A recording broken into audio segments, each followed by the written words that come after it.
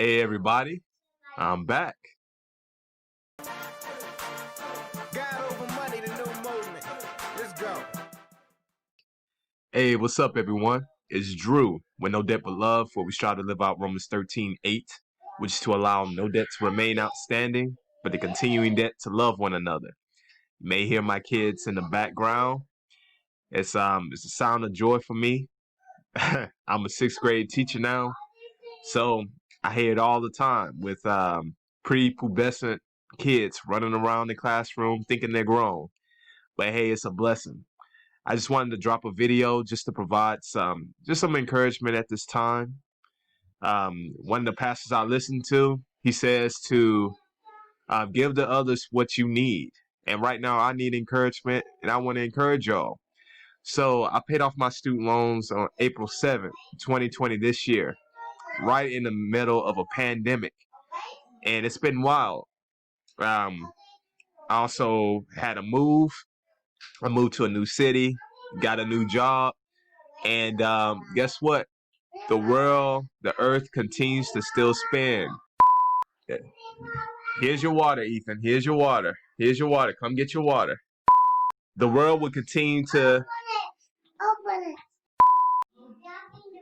it. Life goes on, as they say. And you know what? I want to help your life get better, as the Lord has helped my life get better. And so before we get into an article that I found, I just want to go over really quickly Jeremiah 29. I'm one of those, I have one of those videos where I talked about Jeremiah 29:11, how the Lord has plans for us to give us a hope in the future. All that is true. But at the beginning of Jeremiah chapter 29, you also see where the Lord tells the people that through Jeremiah that they will have to go to exile in Babylon for 70 years. To be in exile, that's not a good thing. You're basically being told what to do, where to go, what to eat, what to think. You basically lose your kingdom privileges.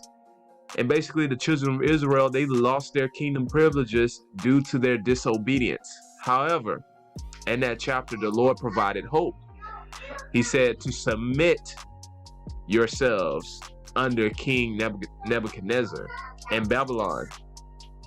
The Lord also told Israel to set up homes and to have kids and to get comfortable, basically, which is a little sad. But even though we may feel that we're in exile, the Lord is telling us to take heart and to focus on what He has for us in this time. But the Lord just wants me to tell you that He hasn't forgotten about you. And so now in the United States, we have election season going on. So there's election. And you have all these candidates making promises that they may not be able to keep. So for me, I'm not supporting any candidate. I'm staying out of the political realm. I'm staying out of that zone. This channel is about student loans and paying them back. So if you have student loans, I want to encourage you to pay them back as quickly as possible. If you paid yours off already, congratulations. Let's encourage those out there who are still in the fight. So this comes from Forbes magazine.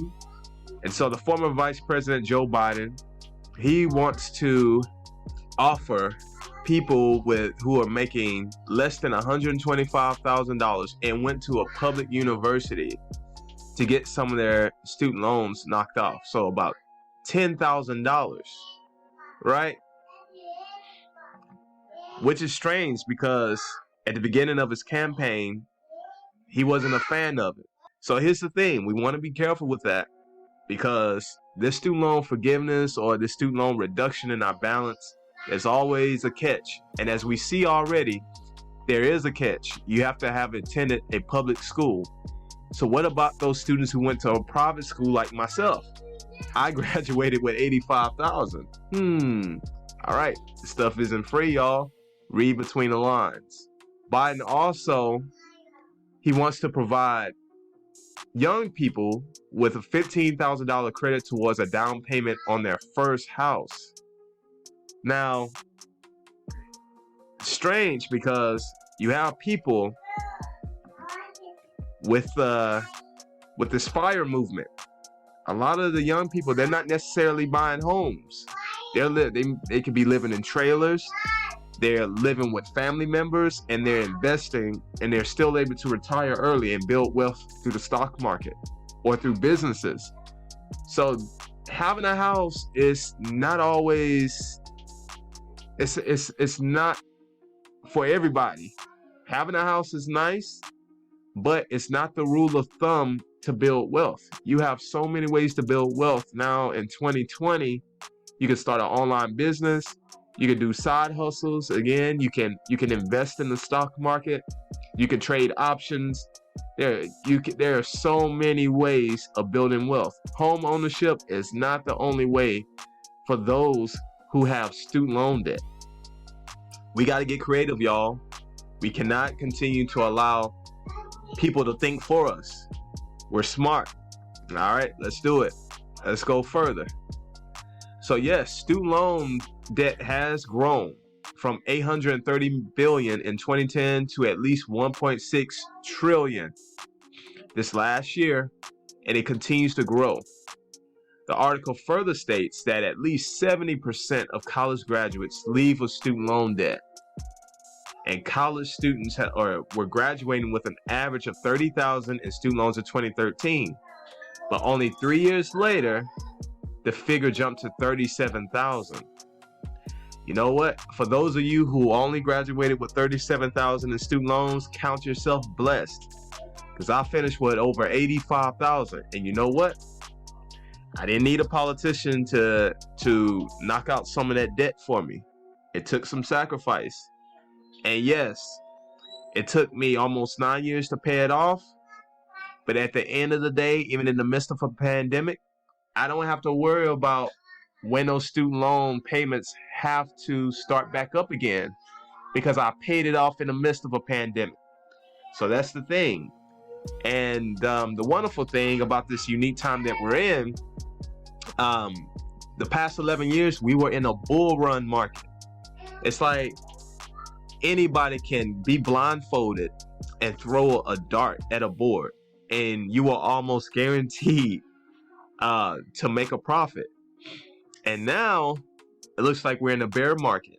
We're in a recession, but we don't know how long it's going to be. So for myself, being someone who graduated in 2008, when it was still a deep recession in the United States, had student loan debt, decided to go back, grab some more debt. Now working professional during a pandemic, and just recently paid off $85,000 in student loans.